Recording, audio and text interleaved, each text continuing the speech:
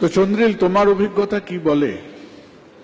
সৃজা তো খুব বড় কবি, বিতর্কে উনি বিপ্লব এনে দিয়েছেন। তার কারণ উনি মনে করেন বিরোধী পক্ষের বক্তাদের প্রাণপণ তোল্লাই দেওয়া এবং সামনে একজন বসে আছেন যিনি খুব বিরাট মানুষ, তাকে বারবার প্রণাম জানানো হচ্ছে যুক্তি।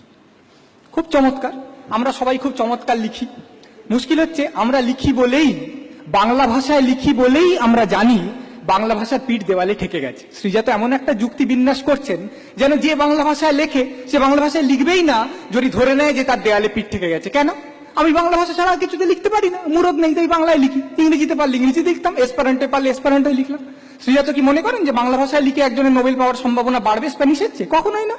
কিন্তু আমরা বাংলাকে ভালোবাসি। মুশকিল হচ্ছে আমার বিরোধী পক্ষের বক্তারা ঔচিত্য আর যা হয় এ দুটোর মধ্যে গুলিয়ে ফেলছে। আমি যদি বলি আমার দেশে ধর্ষণ হওয়া উচিত নয়, কথাটা ঠিক, তার মানে এই নয় যে আমার দেশে ধর্ষণ হয় না। আমি যদি বলি বাংলা ভাষার পিঠ থেকে গেছে দেওয়ালে, তার মানে এই নয় যে আমরা মনে করি পিঠ থেকে যাওয়া উচিত। আমরা মনে করি উচিত নয়, কিন্তু সত্যটা হচ্ছে তাই। যে সংসারে থাকে আর রোজ রোজ মার খায় সে খুব ভালো করে জানে সংসারটা অশান্তির। সে যদি বলে বাপরে বাপ এই সংসার আমার দেওয়ালে পিঠ থেকে গেছে, সে তার অভিজ্ঞতা থেকেই বলছে। তাকে যদি বলা হয় বাহ তুমি তো ওই সংসারে আছো, তাহলে আর বড় বড় কথা বলছো কেন? এ কথাটার কোনো মানে হয় না। আমরা কেউ বলিনি যে বাংলা ভাষা খারাপ, আমরা বলেছি বাংলা ভাষা প্রচন্ড ভালো, কিন্তু তার আর ভবিষ্যৎ নেই। যেটা সঞ্জয় দা বলছিলেন, আমরা প্রিয়জনকে ভালোবাসি, কিন্তু সে যখন ভেন্টিলেশনে আছে কিচ্ছু হবে না, কালকে ভোরবেলা টাট্টুর মতো দৌড়বে, বললে হাততালি তোলা যায়। যেরকম সুবোধ বাবু রাজনৈতিক বক্তৃতার মতো হাততালি দিন বলে হাততালি তুলেছেন, খুব মজার, দারুণ আদর্শ, আবেগ, কি ভালো হবে, কিচ্ছু মনে করো না, ডাক্তার ভগবানকে ডাকো, সব ঠিক হয়ে যাবে, এগুলো দারুণ কথা। কিন্তু বাংলায় চর্চা করি বলেই আমরা জানি, ভালো লিখি বলেই আমরা জানি যে ভালোই লেখো আর যাই করো, কিছুতেই বাংলা ভাষার আর কিছু হবে না। হ্যাঁ, বাংলাদেশের প্রসঙ্গ বারবার আসছে, বাংলাদেশের বাস্তবতা, বাংলাদেশের জনজীবন সম্পর্কে আমার কোনো অভিজ্ঞতা নেই, আমি তাই বলতে পারবো না। একটা কথা আমি বলতে পারি, কোটি কোটি মানুষ বাংলা বলেন, তাতে ঘন্টার মাথা।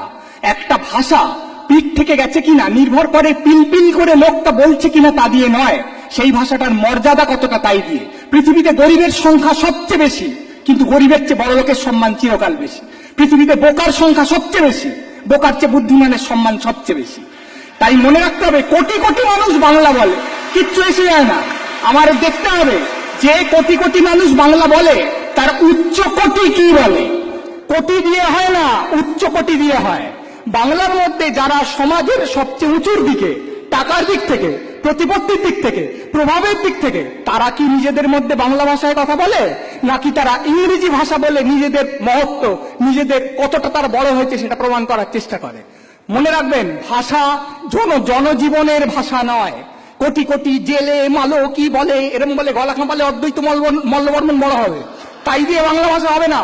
বাংলা ভাষা কে নির্ণয় করবে বাংলা ভাষা কি হবে না হবে?